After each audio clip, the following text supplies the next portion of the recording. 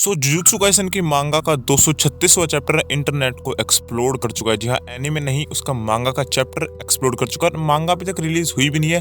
उस चैप्टर के सिर्फ लीक्स नहीं लोगों के बीच में ऐसी खलबली मचा दी है, क्योंकि उस चैप्टर में हुआ ही कुछ ऐसा है। तुम्हें मेरे ख्याल से अभी तक पता चल चुका होगा कि गोजो सातोरू मर चुका है।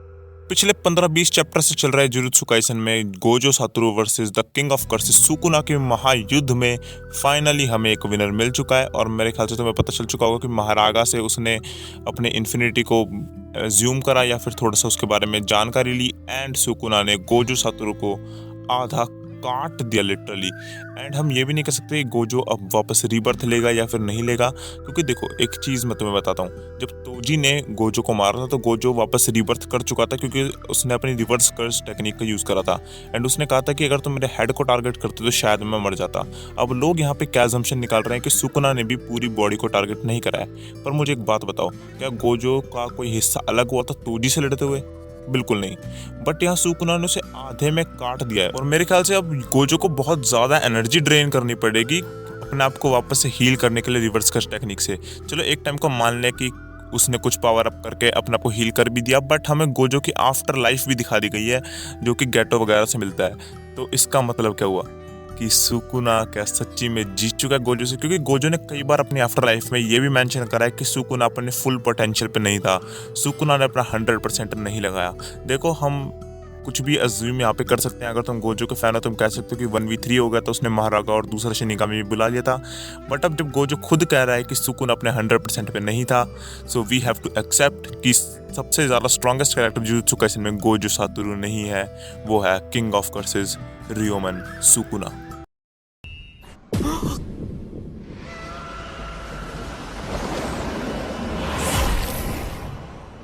俺の魂に触れるか。नाउ अब आगे क्या? अब देखो आगे अजम्पशन ऐसी भी आ रही है कि यूता, यूजी और बाकी के कैरेक्टर्स आके सुकुना से लड़ेंगे। पर मुझे एक बात बताओ, जब गोजो हार चुका है सुकुना से तो इनका लड़ने का कुछ मतलब भी बनता है? क्योंकि अब अगर सुकुना को हारा हुआ दिखाते हैं हमारे ऑथर गेगे साहब, तो फिर कोई मतलब ही नहीं बनता स्टोरी का। ये स्टोरी बिल्कुल वेस्ट चली जाएगी। अब जो भी सुकुना से लड़ेगा वो हारेगा।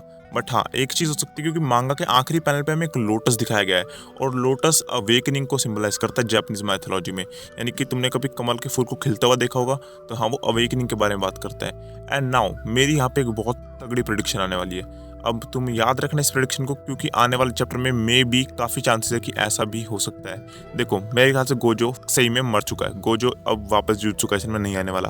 बट तुम्हें पता होगा गोजो क्लैन में जो 6 साइज है वो बार बार शिफ्ट होती रहती है आने वाले सक्सेसर पे।